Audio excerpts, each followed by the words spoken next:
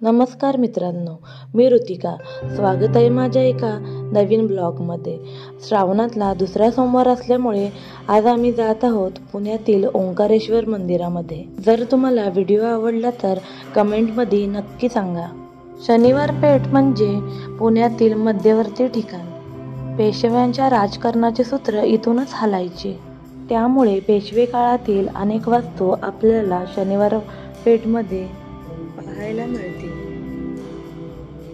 सर्वप्रथम आपण भवानी मातेचे दर्शन घेऊया.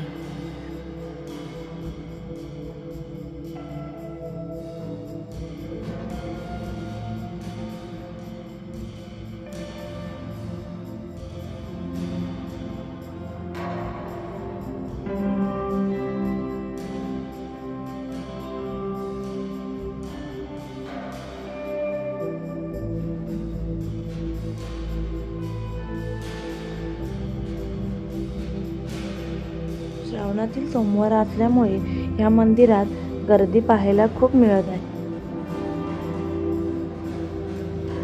भवानी मातेच्या मंदिरातून बाहेर पडल्यावर समोरच आपल्याला विष्णू भगवानांचे दर्शन होते. विष्णू भगवानांच्या मंदिरासमोरच आपल्याला शनी मारुतीचं दर्शनही मिळेल. शनी मारुती मंदिराच्या बाहेरच खूप मोठं पिंपळाचं झाड आहे. लोक त्याचेही दर्शन घेतात.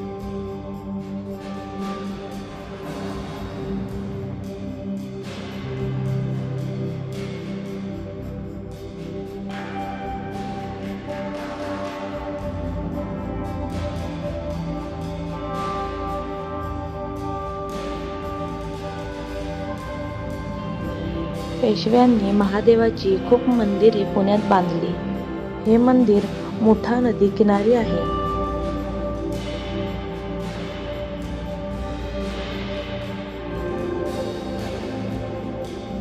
या मंदिराला 9 कळस आहेत. अन्य मंदिरामध्ये कीर्तिमुख उंबरठ्यात असतो. ओंकारेश्वर मंदिरामध्ये मात्र कीर्तिमुख कळसामध्ये आहे.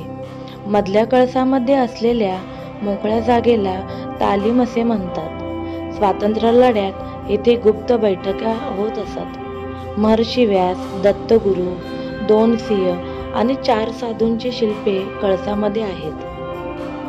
मंदिराचं बांधकाम अत्यंत मजबूत आणि दगडी आहे. या मंदिराचे बांधकाम विजापूर पद्धतीचे आहे.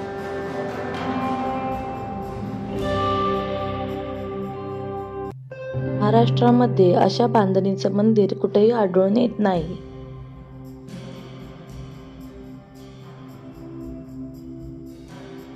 पेशव्यांनी ऑक्टोबर 1736 मध्ये या मंदिराच्या पायाभरणीचा कार्यक्रम केला आणि पुढील वर्षी आषाढ शुद्ध त्रयोदशीच्या मुहूर्तावर शिवलिंगाची स्थापना केली.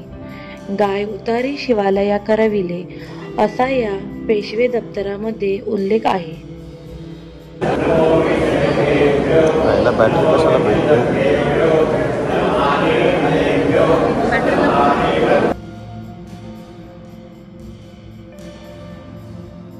या मंदिरामध्ये त्रिपुरा पौर्णिमा, महाशिवरात्र आणि श्रावणी सोमवार हे मोठ्या उत्साहाने सण साजरे होतात.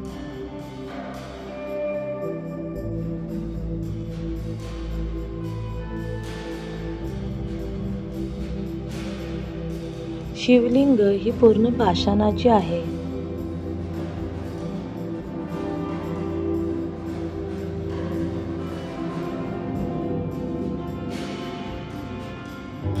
ओंकारेश्वर मंदिर चिमाजी आप्पा पेशवे यांच्या आश्रयाने बांधले गेले. ते ओंकारेश्वराचे भक्त होते. त्यांची समाधी ओंकारेश्वर मंदिरासमोर आहे, जिथे 1740 मध्ये त्यांची पत्नी अन्नपूर्णाबाई त्यांच्यासोबत सती गेल्या. मित्रांनो, तुम्हाला माझा ब्लॉग कसा वाटला हे नक्की कमेंट करून सांगा. आणि जर तुम्हाला माझा ब्लॉग आवडला असेल तर नक्की शेअर, कमेंट, लाईक आणि सबस्क्राईब करा. आणि सर्वांनी या ऐतिहासिक मंदिराला नक्की भेट द्या. बाय.